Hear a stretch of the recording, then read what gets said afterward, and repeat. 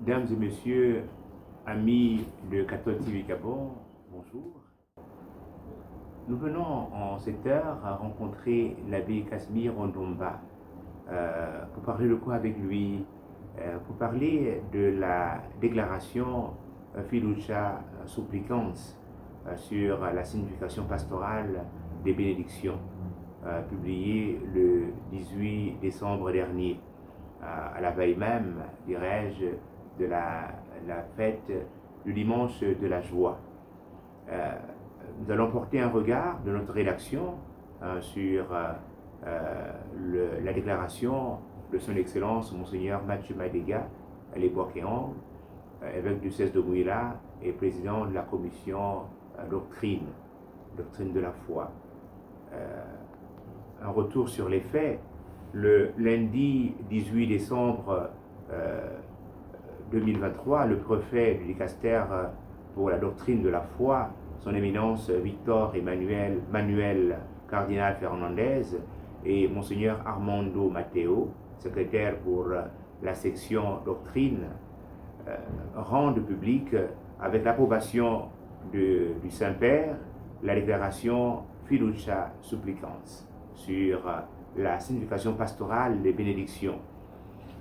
La troisième partie de cette déclaration porte sur la possibilité de bénir des couples en situation irrégulière et les couples de même sexe. Cela soulève une vague de réactions à travers le monde et plus spécialement en Afrique. Le mardi 19 décembre 2023, les évêques du Malawi, de Zambie et du Nigeria affichent clairement leur refus de bénir les unions homosexuelles. Ils sont suivis par les évêques zambiens et ceux de la conférence épiscopale du Cameroun et d'autres conférences épiscopales en Afrique. Certains analystes parlent même de fronde des églises particulières d'Afrique contre l'autorité romaine. Les réseaux sociaux et les médias s'enflamment et les réactions sont diverses. Nous assistons sur notre chaîne nationale depuis 2 jours aussi à plusieurs réactions. Alors que les églises d'Europe, d'Asie et d'Amérique ne se prononcent pas, qu'est-ce qui, selon vous, Abbé Casimir Ondomba, peut expliquer cette prompte et vive réaction des conférences épiscopales d'Afrique? Oui, d'abord, bonjour, M. l'abbé. Bonjour. Bonjour, Vitalis. Je vous remercie de l'occasion que vous me donnez de parler un peu de ces problèmes-là.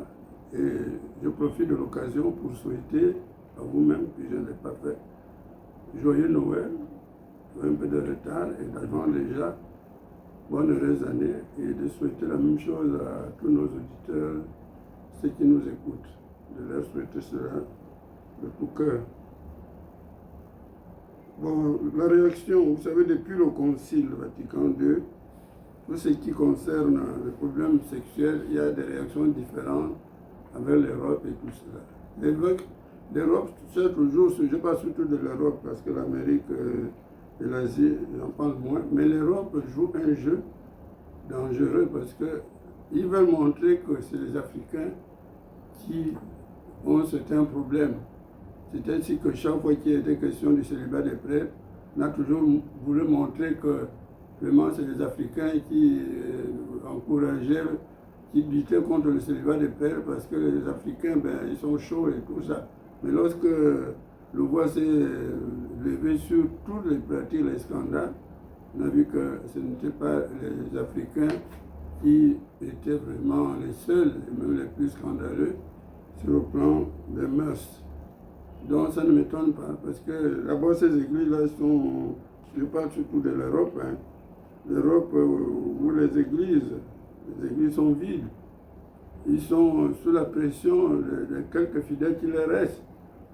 Donc les fidèles sont justement dans attitude d'approche genre et tout ça. Donc ça ne m'étonne pas qu'il faut avoir une brèche de la position de l'Église dans le document du pape.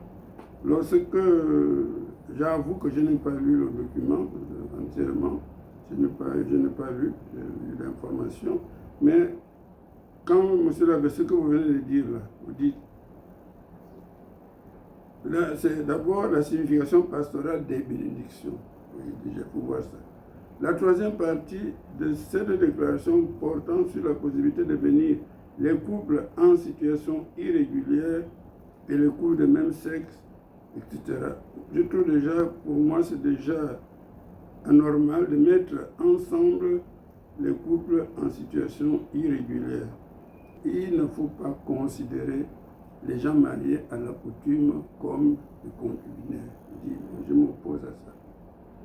Il faut considérer le mariage coutumier qui se pose déjà sur nos traditions. Et les traditions, ça veut dire le rôle des ancêtres et un rôle spirituel. Il faut considérer comme un engagement sacré.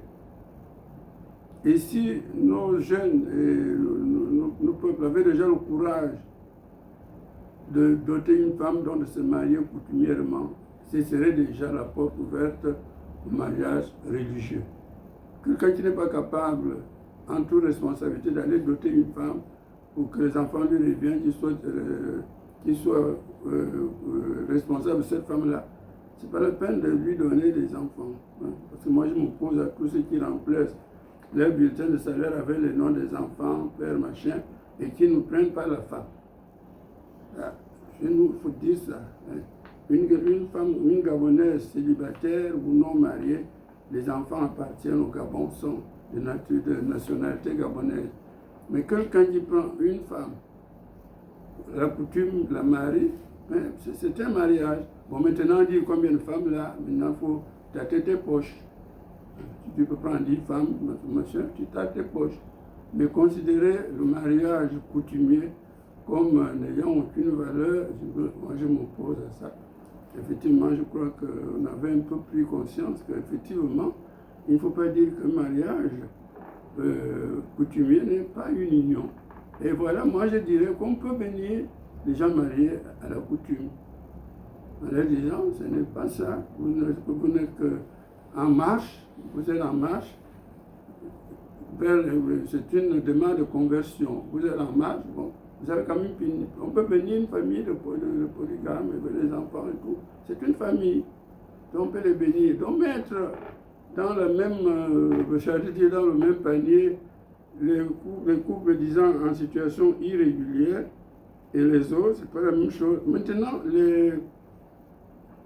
les mariés, les divorcés, les mariés, ça c'est déjà autre chose. Encore que bon, je crois que ce que le pape dit ils se rendent bien compte qu'ils sont dans une situation qui n'est pas normale. Tu étais marié à l'église, vous divorcez, en fait vous ne divorcez même pas parce que le divorce n'est pas admis par l'église, vous vous séparez. Bon, on essaie de vous accompagner, vous vous rendez compte bien que ce n'est pas ça, c'est un échec en fait. Le divorce, c'est un échec. Donc tous ces cas-là où il y a quand même un homme et une femme, on peut leur dire quand même un encouragement. Maintenant, un homme et un homme, une femme et une femme, moi je crois que ce soit les circonstances, il ne faut pas l'admettre. Alors qu'est-ce qu'il faut faire? Si, personnellement, si un homme et un homme, enfin pas au Gabon, je dirais pourquoi ce n'est pas compréhensible au Gabon. Au Gabon, ça ne doit pas exister, je dirais pourquoi tout à l'heure. Je pense qu'un homme et une femme qui viennent voir un père pour les bénir, c'est comme un homme et une femme. Vous voyez, même là, même s'ils sont mariés à l'église, qui viennent voir pour se confesser, on va leur dire, confessez-vous ensemble. Vous donner l'absolution ensemble, non. Vous voulez la bénédiction? Oui. Les personnes ont besoin d'une bénédiction. Bon, madame, sortez, ou bien, enfin, monsieur, celui qui joue à la dame. Je dis à l'un, sors, tu sors, je laisse faire appuyer sur l'autre, il s'en va, et l'autre revient. Je prie sur elle, mais je ne peux pas les bénir ensemble, je crois que c'est pas bon. On montre qu'on ne vous rejette pas, on prie sur chacun individuellement. Il n'y a pas de, je peux dire, d'accueil supérieur à la confession. Si on ne peut pas confesser les gens ensemble, Donc, on peut aussi, dans ce cas-là, les bénir individuellement. Parce qu'il faut voir une chose. Les actes de l'Église ont deux portées. Il y a la portée individuelle et il y a la portée sociale.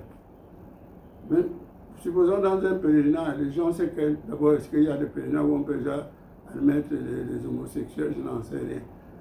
Un groupe où des personnes se représentent comme des homosexuels, si c'est on bénit tout le groupe, mais on ne distingue pas, ils sont tous ensemble, tous sont bénis.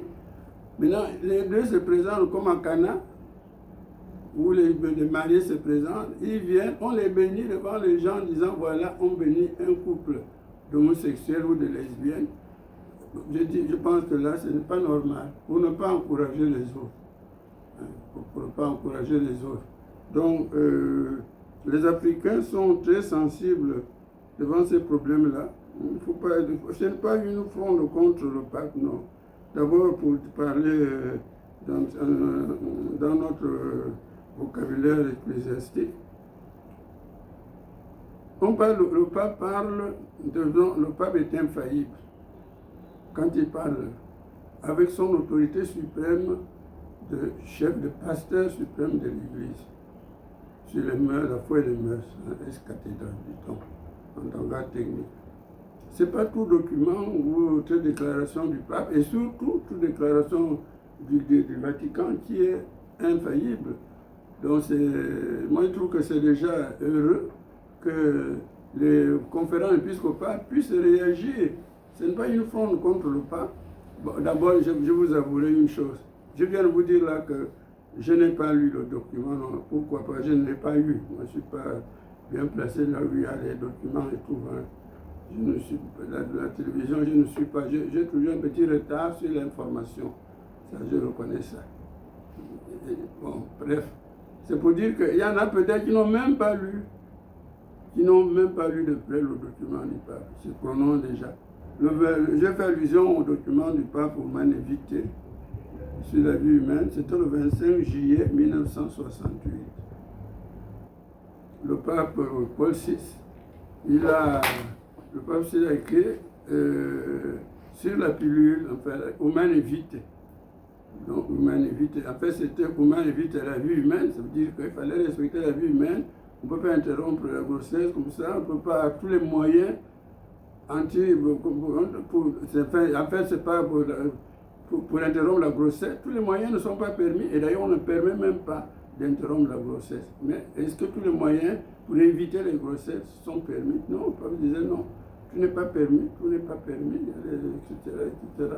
Alors les gens, le pape est contre machin, non, l'Église parle toujours de la parenté responsable. Vous faites des enfants, surtout les gens éclairés, vous faites des enfants que vous pouvez éduquer et nourrir. Et il y a aussi la fécondité, aussi un aspect social.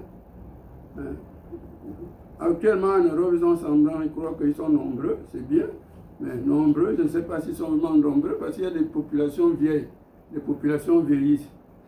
Donc, si les populations vieillissent, eh bien, ça veut dire qu'il y a un problème de renouvellement des générations.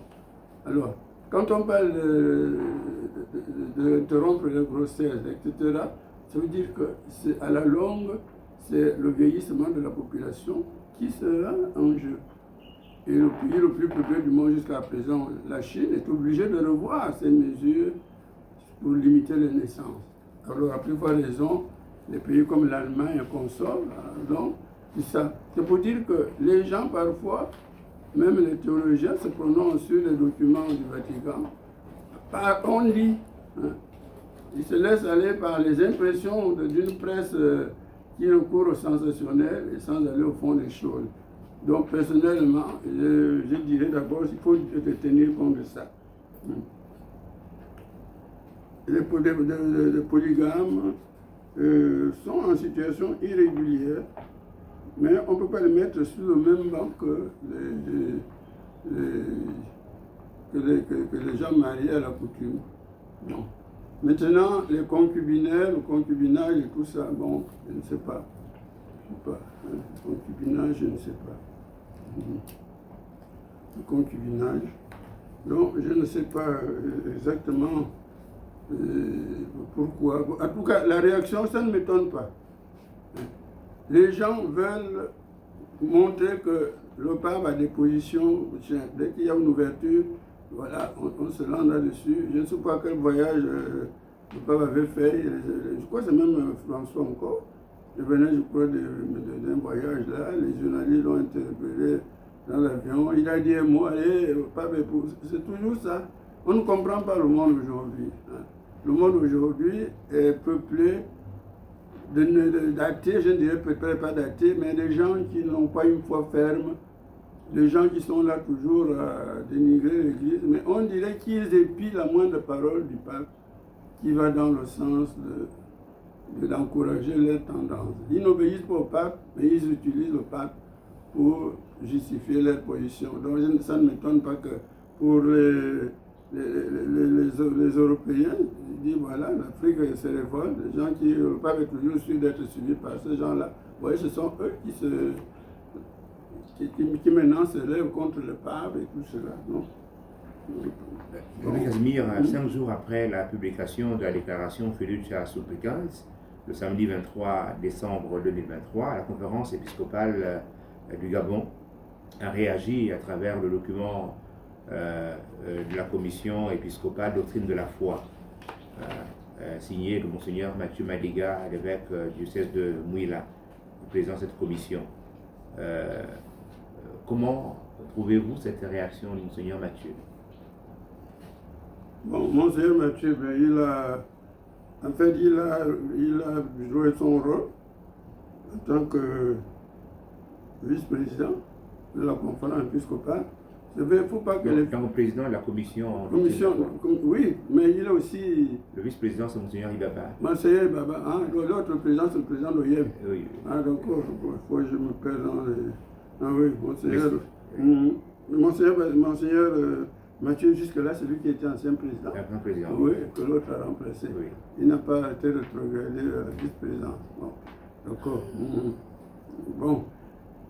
Vous voyez, Monseigneur Mathieu, je pense que, et je suis heureux qu'il ait réagi parce que, il ne faut pas que, je me dis ça, hein, la bureaucratie alourdit les choses, les parents rendent les choses très compliquées.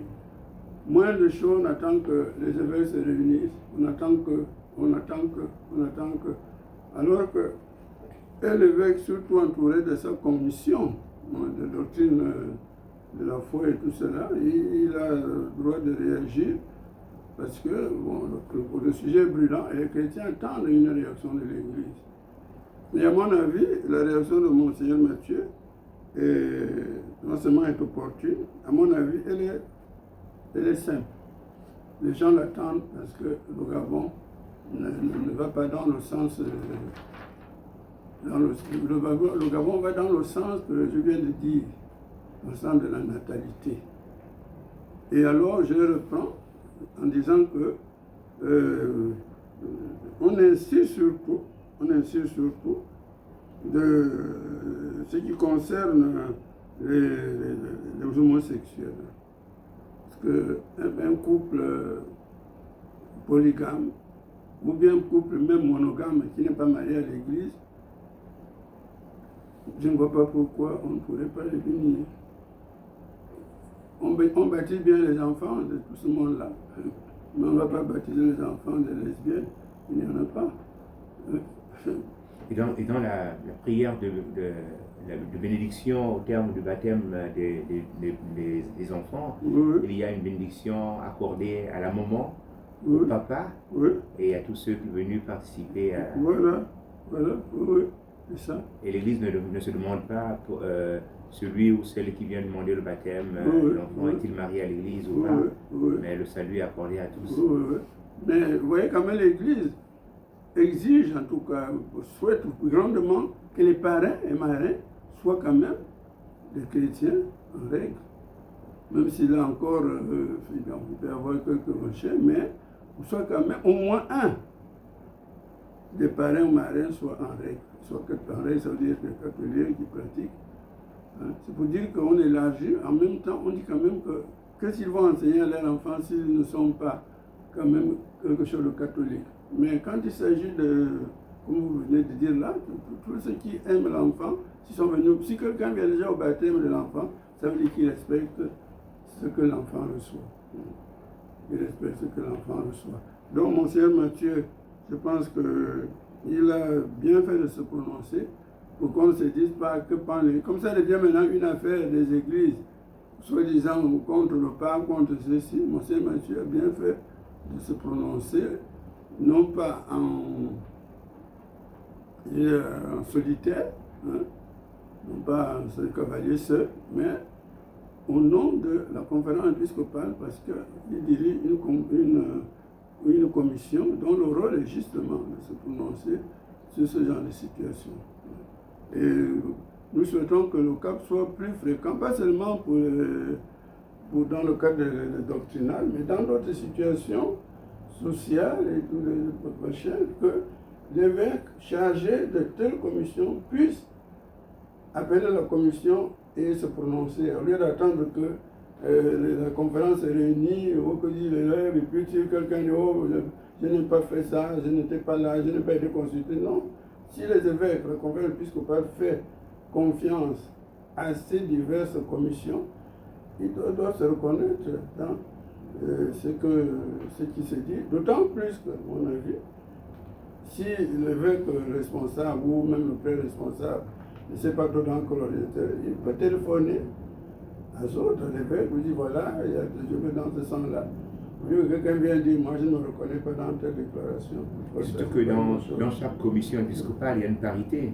Ça, il y a un évêque président de la commission, il y a un évêque vice-président de la commission et un coordinateur qui est un prêtre généralement. Oui, donc ça ne devrait pas poser problème qu'il y ait des retards et qu'on n'a pas entendu la voix de l'Église, ou bien les gens viennent dire après, mais nous on n'a pas été. Non, vraiment,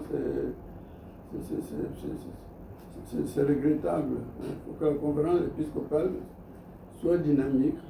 Donc, Mathieu a bien agi.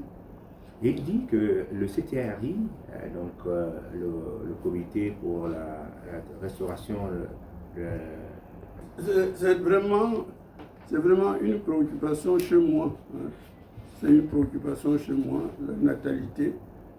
D'autant plus que justement, le mairie dont vous parlez là à la radio, j'étais allé voir un agenda de l'Afrique où j'avais pris les pays africains les uns après les autres.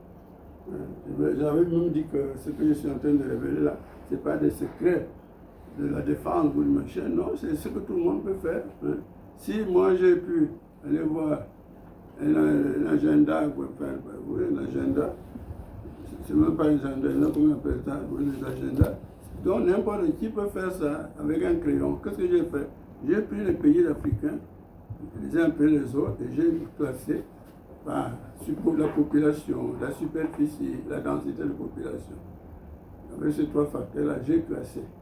Et j'ai vu que le Gabon, pour la superficie, le Gabon est au milieu. Sur 54 pays, avec la division du Soudan, le Gabon est 27e, donc 27-27, c'est la moitié. Mais quand on arrive maintenant à la population, le Gabon, c'est presque 48e. Et quand on par à peu près, et quand on regarde les pays moins peuplés que le Gabon, il y a la Guinée équatoriale, la Guinée équatoriale, Sao Tomé, Principe, enfin des pays comme ça, des pays tout petits, hein, des pays tout petits. Et quand on regarde la densité, en fait, le Gabon est 50e pour la densité de population, devant seulement des pays comme la Libye. Mais la Libye a quand même quelques millions d'habitants, mais c'est un vaste territoire. Devant la Libye, oui, c'est pas à côté du Maroc, la Mauritanie. La Mauritanie, pas le Lesotho, mais l'Afrique de l'Ouest, là, la Namibie. Hein. Donc voilà les pays, les vastes territoires, plus grands que le Gabon de loin, qui sont moins densément peuplés. Donc, quand vous prenez je regarde cela, et j'ai l'habitude, j'avais donné ça aussi. La dernière fois que j'ai eu à parler de ça, là, c'était justement la mère de 100 jours. Je leur avais dit, voilà, c'est une façon de ne pas d'attirer l'attention. Il dit, si on place, si on dit à quelqu'un, dis-nous, prends un crayon, et tu nous dis les 10 principaux problèmes du Gabon. Qu'est-ce que c'est? Bon, chacun va donner, machin. Moi, j'ai réussi à faire, ma réponse est que, parmi les 10, quand je donne les 10 principaux problèmes du Gabon, 10 fois, j'ai dit, sa faible population. 5 fois, j'ai dit simplement, sa faible population, sa faible population, sa faible. Et à partir du numéro 6, j'ai dit, sa faible population, et j'ajoute un problème comme la politique. Sa faible population, j'ajoute un problème comme l'économie. Sa faible population, et j'ajoute par exemple l'immigration. Ça veut dire quoi? Ça veut dire que, quel que soit le bout par lequel vous prenez la situation du Gabon, le premier handicap, le grand handicap du Gabon, c'est notre faible population. Ça commence même pour nous à l'église. Nous, dans l'église, on se demande combien d'évêques, combien de diocèses et tout cela. Entre Yaoundé et Mbalmayo, il y a combien de kilomètres? Mbalmayo, Yaoundé, combien de kilomètres? Une trentaine. 40, 48, c'est 50. Hein? Ouais, Yaoundé, Mbalmayo, 48, 50 km. Oyembita, il y a combien de kilomètres? 75. Donc, Oyembita devrait être évêque en Bitam. Mais pourquoi? Pour avoir un évêque en Bitam, si le Gabon, par exemple, Bitam et Mboul, hein, ces deux départements-là, avaient ensemble 300 000 habitants. Mais si c'est ça, il y aurait un évêque à Bitam. Megoun, Minzik, si cet endroit avait 200 000 habitants, il y aurait un évêque. Hein? Vous voyez, donc ça joue à tous les niveaux. Et ces évêques-là, on oserait pour avoir beaucoup de prêtres. Parfois, on se dit au Gabon, il y a pas assez de prêtres, mais on ne peut pas avoir assez de prêtres. Le Gabon a plus de population, peut-être que c'est pas plus d'ordination par an que Paris. Vous voyez, donc le Gabon, on peut dire quand même, le Gabon a assez de prêtres pour sa population. Paris, c'est plus de la ville même, c'est 5 millions, je ne sais pas, d'habitants, ou 10, je ne sais pas. Donc c'est pour dire que quand on parle des problèmes de la population du Gabon, à tous les niveaux, ça joue contre nous. Hein. Ça joue. Le panier de la ménagère, c'est question il faut l'agriculture, mais on va faire l'agriculture avec quoi? Avec des bras. Donc, ma préoccupation, moi, c'est que la natalité au Gabon n'est pas assez suivie. Je m'amuse parfois à regarder les femmes sur la route à Libreville avec les enfants. Quand vous voyez une femme avec un enfant au dos, un enfant à gauche, c'était taille, devant une fille, un autre, cette taille, si 2 ou 3 ou 4 comme ça, dites tout de suite, ce n'est pas une Gabonaise.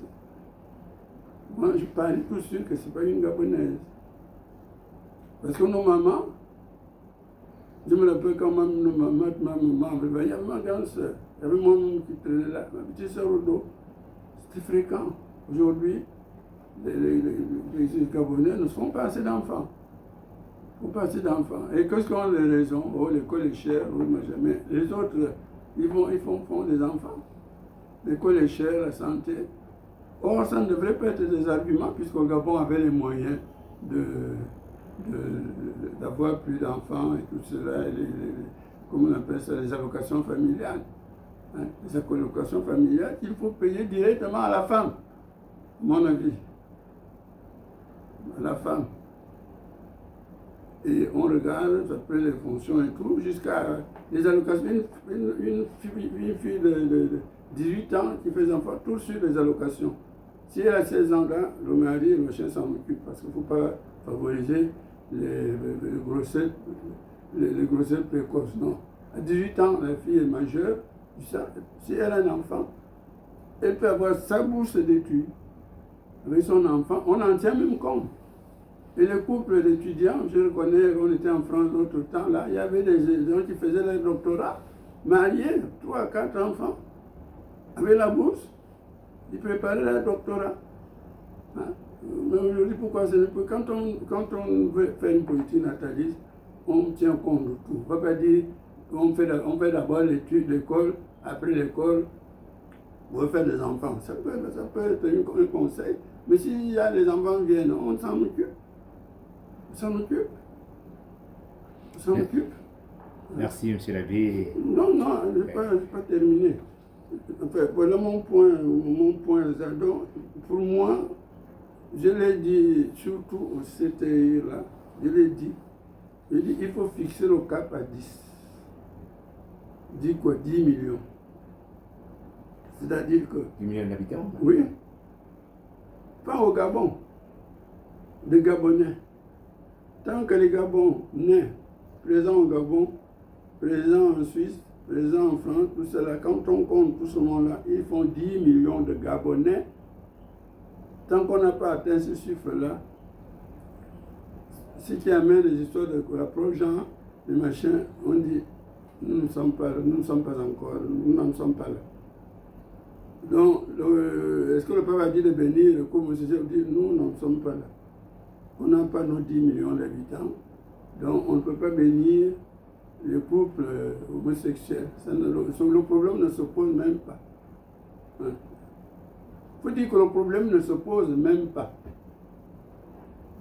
Pour moi, c'est ça. Le problème ne se pose même pas. Bon, combien y a-t-il de femmes à l'Assemblée? Le problème ne se pose même pas. Il y a combien de femmes à l'Assemblée? Les femmes seront à l'Assemblée, nous on s'en occupe, mais ce n'est pas vous, l'étranger, vous venez vous intéresser. Oh, vous avez mis combien de femmes là-bas à l'approche? On ne connaît rien, on n'en parle pas.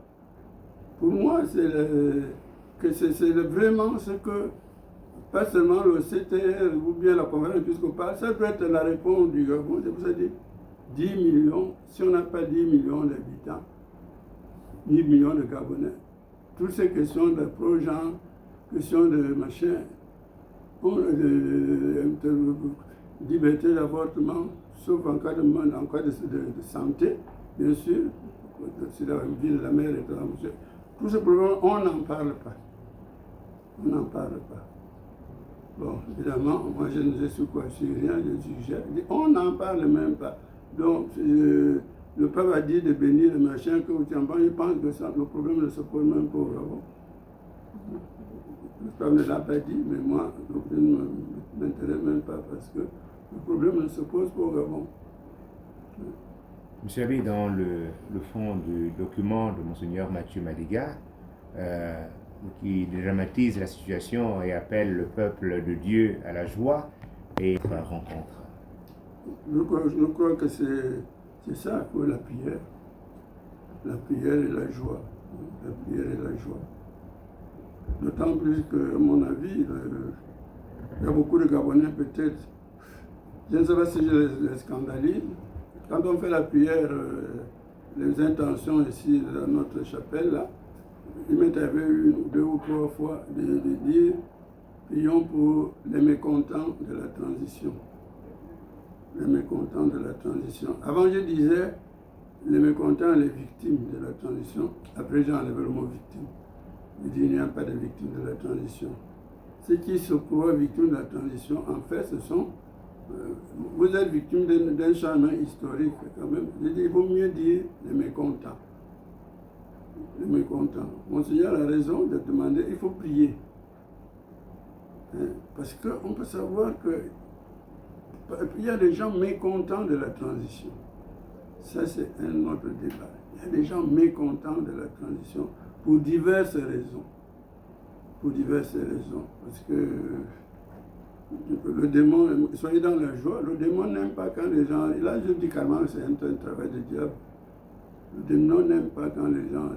Le démon est content quand les gens pleurent. Pas la façon dont Jésus dit, ceux qui pleurent, qui pleurent leurs péchés, qui pleurent par solidarité avec les autres, ceux qui sont vraiment mécontents de tout ce qui est bien. Donc, Monseigneur a raison de nous appeler à la prière, et cette prière doit être aussi la vigilance. vigilant, parce que moi je crois que Dieu bénit le Gabon. Dieu veut aider le Gabon. Le Gabon est béni depuis longtemps, depuis toujours. Et ce qui montre que le Gabon est béni, bien ce serait la pluie. J'étais scandalisé quand il y a eu le Covid, là. Quand on a dit aux gens, il faut vous laver les mains. Lavez-vous les mains. Les gens disent, ah, on va trouver l'eau où? Au Gabon. Au Gabon, on va trouver l'eau où?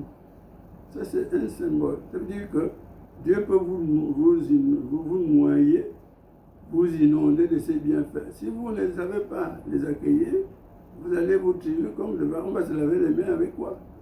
Hein? Alors que les gens du Sahel, du machin, ils ont l'eau. Ils en ont peut-être un peu, mais ils recueillent, ils les gardent et tout. Mais le Gabon qui a de l'eau en surabondance, on ne sait pas comment on va se laver pendant la Covid. Donc, nous devons prier, être vigilants pour que les bénédictions de Dieu, eh bien, ne nous échappent pas. Merci, M. Abbé. Nous étions avec l'abbé Casimir Ondomba. L'abbé Casimir Ondomba est prêtre ordonné le 15 août 1969 par Monseigneur François Ndong, premier évêque gabonais, et qui, ce jour-là, prenait possession de son diocèse, OIM devenant diocèse, démembré de Libreville. Et l'abbé Casimir a œuvré dans le diocèse d'OIM, dans le vicariat de Makoko avant qu'il ne soit vicariat, et a œuvré aussi à Libreville, et a fini sa course dans le service au séminaire Saint-Augustin, où il est formateur bibliste, et c'est une ressource grande. Je crois que comme moi, vous avez apprécié la densité et la véracité du partage donné par l'abbé Casimir. Nous sommes donc tous invités à la prière et à la joie, et à ne pas nous laisser distraire par des voix ou des journaux qui disent des choses, et nous devons être vigilants. Nous ne devons pas entrer dans des documents que nous n'avons pas. Nous devons d'abord nous informer grandement pour que, à la lumière du texte du Saint-Père, nous puissions discourir ou entrer dans la voie de l'obéissance. Et je crois que c'est une leçon qui nous est donnée, et à nos amis qui se donnent sur la toile sans pourtant trouver le document et saisir le document avant de prendre un micro et de faire la trotte pour chercher des informations.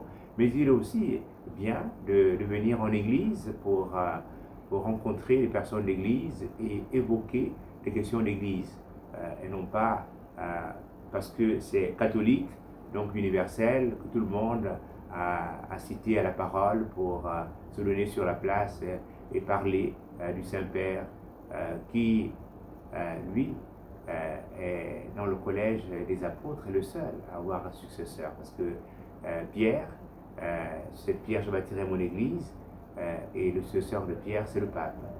Tandis que tous les évêques sont membres du collège des évêques, et ils sont successeurs du collège des apôtres. Donc la succession apostolique, et nous avons en Église ce que nous appelons la recherche de la vérité. Elle repose sur 3 piliers que sont les Saintes Écritures, la tradition et le magistère. Et donc nous nous souvenons lors de la question sur la dépénalisation, Monseigneur Jean-Patrick Ibaba, archevêque métropolitain de Libreville, a donné un enseignement sur cette question. Donc, on n'apprendrait pas à un évêque, à un prêtre catholique, au pape, ce que dit Lévitique 18. On ne couche pas avec un homme comme on couche avec une femme. C'est une abomination. Et le pape en est conscient. Et mieux encore, le dicastère et tous les experts consultés sur la question. Et il a été dit la possibilité de bénir dans un angle de miséricorde, et nous disons cette possibilité n'existe même pas chez nous, puisque au Gabon les homosexuels n'ont pas de cité et ils ne peuvent même pas se rapprocher d'un prêtre. Et s'ils se rapprochent d'un prêtre, dans le cadre du fort interne, ça ne concerne que le prêtre et celui qui vient solliciter la bénédiction de Dieu. Et la bénédiction est donnée à tous lors de la clôture d'une célébration liturgique, d'une messe. Le prêtre bénit sans différence aucune tous les fidèles qui sont rassemblés. Et donc nous sommes appelés à entrer dans la bénédiction de Dieu. Et le mot bénédiction vient du latin benedicere, qui veut dire du bien. Est-ce que ce que je fais peut être dit en bien? Donc par là même, je peux arracher ma bénédiction ou pas. Donc si ce que je fais ou mon comportement n'est pas dans le bien, je ne peux pas, même si les mêmes sont tendus, recevoir la bénédiction. Que tous nous puissions œuvrer en faisant le bien et en étant dans la joie et la prière. Merci.